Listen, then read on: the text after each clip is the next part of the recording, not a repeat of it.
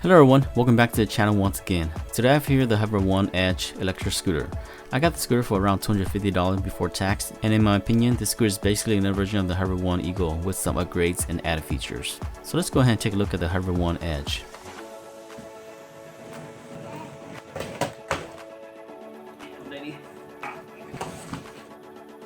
Outside the box, some physical feature of this scooter is that it's foldable, has a digital LCD display, contains two 8-inch honeycomb tires, and has a rear shock absorber. This scooter has a max weight of 264 pounds and can go up to a speed of 15 miles per hour with a 6 miles range. Some additional feature of this scooter is that it has a built-in Bluetooth speaker, a front and back light, an underglow light, and cruise control.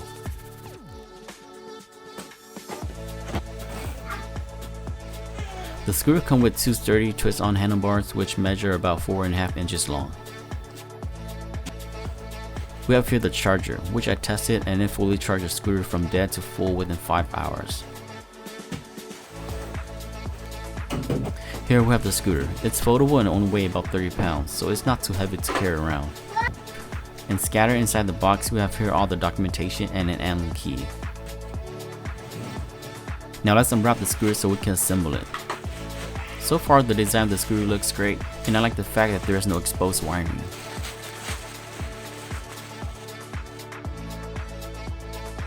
The scooter stem contains your battery, so it's a little heavier than your normal stem, but it's easy to fold up and lock into place. To unlock the latch, you will just hold down the blue pin and pull the latch out. So let's go ahead and twist on the handlebars.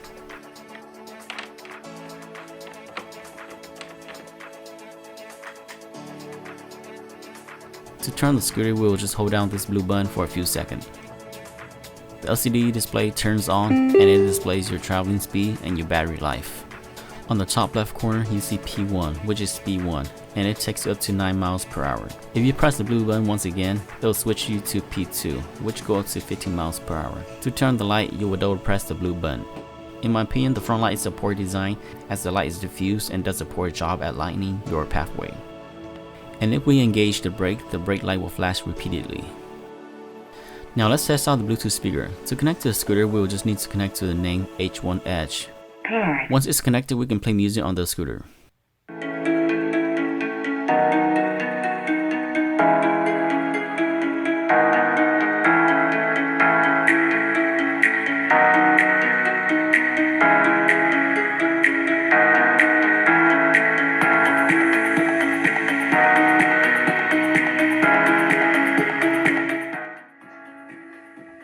The Bluetooth speaker quality is nothing special. It lacks bass, but it's loud enough for you to hear while you're riding the scooter.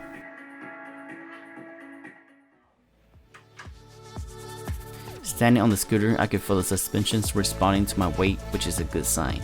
This is also my first time trying honeycomb tires, so I'm looking forward to seeing how well they will perform with the real suspension. So let's go ahead and charge the scooter up before we take it outside.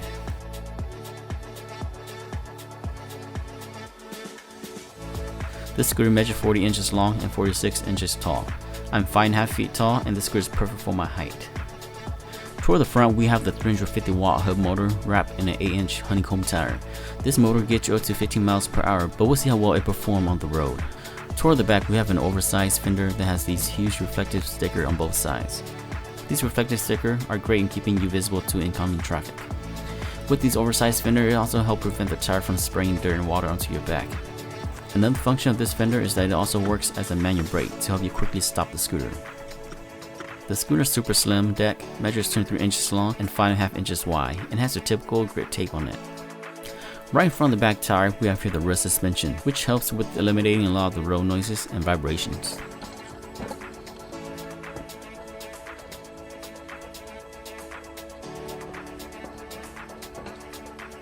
On the bottom left, we have here the 5.5 inch kickstand, which can be easily kicked open to stand up the scooter. Also beneath the deck, you have here the underglow lights that turns on when you turn on the headlights. It helps keep you visible at night, and for some, it makes it more entertaining to ride. Unfortunately, there's only one color, so you won't be able to change it. The handlebar is durable and measures 16 inches across, and has your standard throttle and e-brake with your display in the center. It has no room for any attachments, so you won't be able to attach your favorite mount. Once the handlebar are properly twisted on, they do provide you with a firm grip and control of the scooter. The charging port is right beneath the dash, which is easily accessible and is a great location to keep it safe from water and debris. We also have the Bluetooth speaker facing directly in front of you here, with the locking latch right beneath it. This latch also worked great as a hanger. Now let's do a speed test. First test is P1. Alright guys, so this is the speed test for level 1, okay?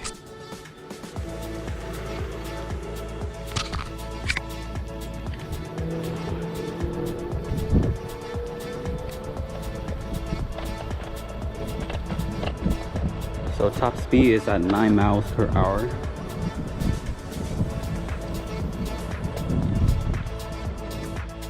Second speed is going to be P2. So let's test the speed, see how fast it goes.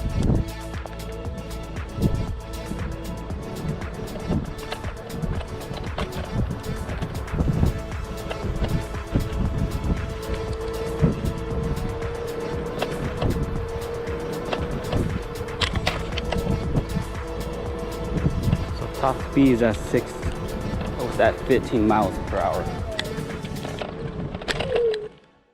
The 2 speed tops at 9 and 15 miles per hour as stated. One thing I must point out is the acceleration on this scooter. The acceleration feels like a gentle pull. I think it's programmed this way, but I know for a 350 watt motor, it has the potential to pick up speed quicker than this. I guess this may work in favor of those who prefer their scooters to have a gradual acceleration. Now off to a brake test. Alright, so this is going to be the brake test with electronic brake at full speed.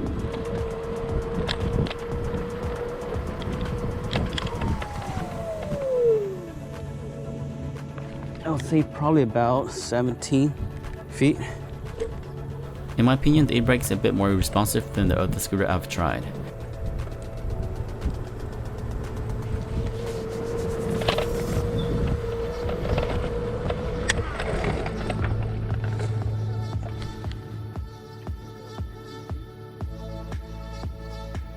The manual back brake works great like any other fender brake you will get with other scooters. Like always, there is that distance before you come to a complete stop, so always be careful of your surroundings and ride safely everyone.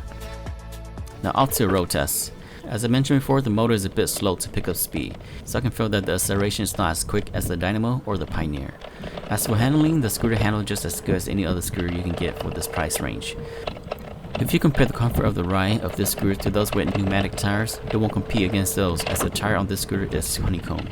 This is my first experience riding this type of tire and I think it's not bad at all. The ride quality is not as noisy and bumpy as the solid tire, and although you do feel some vibration, the vibration is not as extreme as you will experience with solid tire. Therefore with honeycomb tires, you get a little bit of each. The maintenance and puncture free of a solid tire and a softer ride of an air-filled tire. Aside from the tires, we also have the rear suspension on the scooter. In my opinion, it helps a lot with leveling out the road for you. While riding through the neighborhood, I can feel the suspension taking the impact of the friction between the road and the wheel, making the ride a little smoother and more comfortable. Besides the slow acceleration, the scooter performed pretty well. With the honeycomb tires and suspension, the scooter helps you glide smoothly over the pavement and give you somewhat of effect of an air-filled tire. Top speed I was able to get on my GPS was around 16 miles per hour, which was perfect for this scooter. The cruise control on the scooter is easy to activate with the throttle. I didn't show it here, but to activate cruise control, all you have to do is press the throttle down quickly 2 times. To deactivate cruise control, you can either press the throttle again or press the e-brake. The scooter performed well on pavement, but once I rolled the scooter off the pavement, that was where I saw the issue. With my 160 pound weight, the motor struggled heavily on grass terrain. Maybe it can carry someone under 160 pounds on grass, but for me it was barely moving. One thing I found amusing with the Bluetooth speaker is to play gas motor sound while you're riding it. It'll probably confuse people and maybe make them hate you for riding such a noisy electric scooter. I didn't have much expectation of the scooter battery life to begin with. After 30 to 40 minutes of riding, the battery level dropped down from 5 bars to 3 bars. I was on my way to the dirt road and I wasn't surprised when the scooter struggled up this little hill and stopped.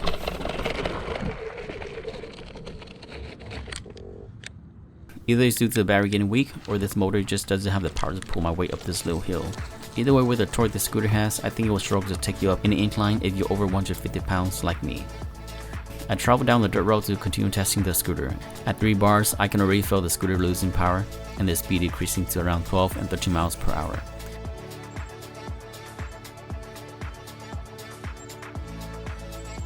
As for the quality of the ride, the scooter has good stability and handles all the rocks dips and uneven surfaces on the dirt road with no problem. All thanks to the honeycomb tire and rubber suspension, you get enough cushion between you and the road to lessen any impact that you come across. After riding the scooter for another 20 minutes, the battery finally gave out on me.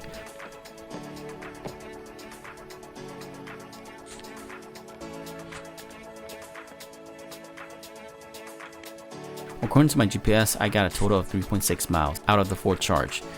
It was a bit disappointing as it was just a little over half of what Hover stated, but there were a lot of factors involved, so I'm not so critical of the range. I ended up walking the scooter the rest of the way home, which was a 5-minute walk down the road.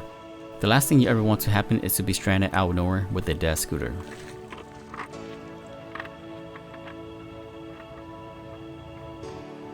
I waited till nightfall and took the scooter out for a night test. In my opinion, the headlight, tail light, and underglow light illuminate brightly, which keep you safely visible to others. The headlight, although it's bright, it doesn't do anything more than making you visible to others. If you need something to light up the path ahead of you, then you may want to attach your headlight to your scooter. Keep in mind the handlebar has no space for attachment, so you have to find another location to attach your headlight, such as on the stem.